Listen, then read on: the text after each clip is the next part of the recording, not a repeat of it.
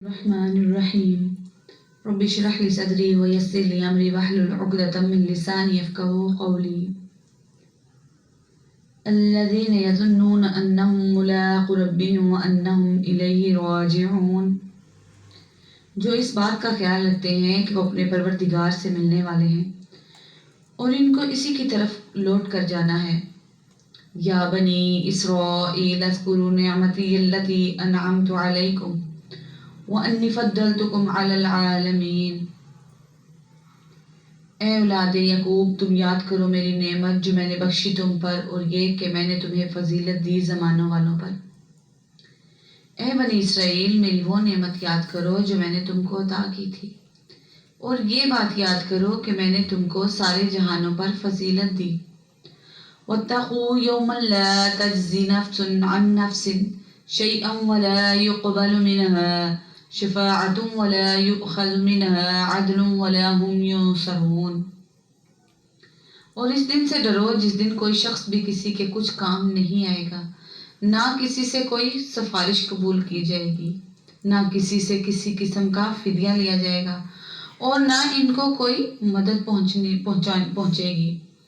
وَإِذْ نَجَّيْنَاكُمْ مِنْ آلِ فِرْعَوْنَ يَسُومُونَكُمْ سُوءَ الْعَذَابِ يُذَبِّحُونَ أَبْنَاءَكُمْ وَيَسْتَحْيُونَ نِسَاءَكُمْ وَفِي ذَلِكُمْ بَلَاءٌ مِّن رَبِّكُمْ عَظِيمٌ، اور جب ہم نے تمہیں رہائی دی آل فرعون سے، وہ تمہیں دکھ دیتے تھے، برا عذاب اور ذبح کرتے تھے تمہارے بیٹے، اور زندہ چھوڑ دیتے تھے تمہاری عورتوں کو، اور اس میں تمہارے لیے آزمائش سے تمہارے رب سے بڑی۔ اور وہ وقت یاد کرو کہ جب ہم نے تم کو فرعون کے لوگوں سے نجات دی جو تمہیں بڑا عذاب دیتے تھے، تمہارے بیٹوں کو ذبح کر ڈالتے تھے اور تمہاری عورتوں کو زندہ رکھتے تھے، اور اس ساری صورتحال میں تمہارے پروردگار کی طرف سے تمہارا بڑا امتحان تھا۔ فرعون مصر کا بادشاہ تھا جہاں بنی اسرائیل بڑی تعداد میں رہتے تھے اور فرعون کی غلامی میں دن گزار رہے تھے۔ فرعون کے سامنے کسی نجومی نے یہ پیشن گوئی کر دی کہ اس سال بنی اسرائیل میں ایک بچہ پیدا ہوگا جو اس کی بادشاہی کا خاتمہ کر دے گا۔ یہ سن کر اس نے یہ حکم دے دیا کہ اسرائیلیوں میں جو کوئی بچہ پیدا ہو اسے قتل کر دیا جائے، البتہ لڑکیوں کو زندہ رکھا جائے تاکہ ان سے خدمت لی جا سکے۔ اس طرح بہت سے نوزائیدہ بچے قتل کیے گئے، اگرچہ حضرت موسیٰ علیہ السلام اسی سال پیدا ہوئے، مگر اللہ تبارک و تعالیٰ نے ان کو محفوظ رکھا۔ ان کا مفصل واقعہ سورت میں اور طٰہٰ اور سورت قصص میں خود قرآن کریم میں ذکر فرمایا ہے۔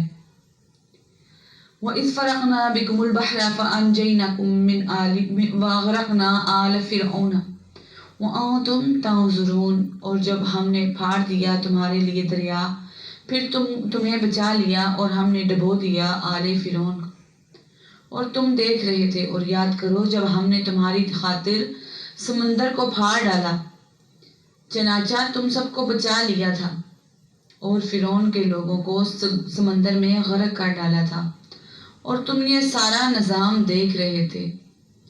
اس کا واقعہ بھی مذکورہ بالا 2 صورتوں میں تفصیل کے ساتھ آئے گا۔ وَإِذْ وَعَدْنَا مُوسَىٰ 40 لَيْلَةً ثُمَّ اتَّخَذْتُمُ الْعِجْلَ مِن بَعْدِهِ وَأَنْتُمْ ظَالِمُونَ، اور جب ہم نے وعدہ کیا موسیٰ سے 40 رات کا، پھر تم نے بنا لیا بچھڑا ان کے بعد اور تم ظالم ہوئے۔ اور وہ وقت یاد کرو جب ہم نے موسیٰ سے 40 راتوں کا وعدہ ٹھہرایا تھا، پھر تم نے ان کے پیچھے اپنی جانوں پر ظلم کر کے بچھڑے کو معبود بنا لیا۔ حضرت موسیٰ علیہ السلام سے اللہ تبارک و تعالیٰ نے وعدہ فرمایا تھا کہ وہ کوہ طور پر آ کر 40 دن اعتکاف کریں تو انہیں توریت کی عطا کی جائے گی۔ چنانچہ حضرت موسیٰ علیہ السلام کوہ طور پر تشریف لے گئے۔ ان کی غیر موجودگی سے فائدہ اٹھاتے ہوئے سامری جادوگر نے ایک گائے کا بچڑا بنایا اور بنی اسرائیل کو اسے اپنا معبود قرار دینے اور اس کی عبادت کرنے پر آمادہ کر لیا، اور اس طرح وہ شرک میں مبتلا ہو گئے۔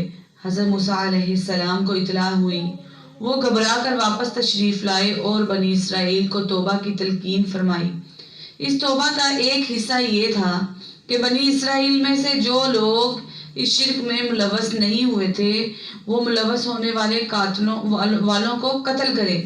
چنانچہ ان کی ایک بڑی تعداد قتل کی گئی اور اس طرح ان کی توبہ قبول ہوئی۔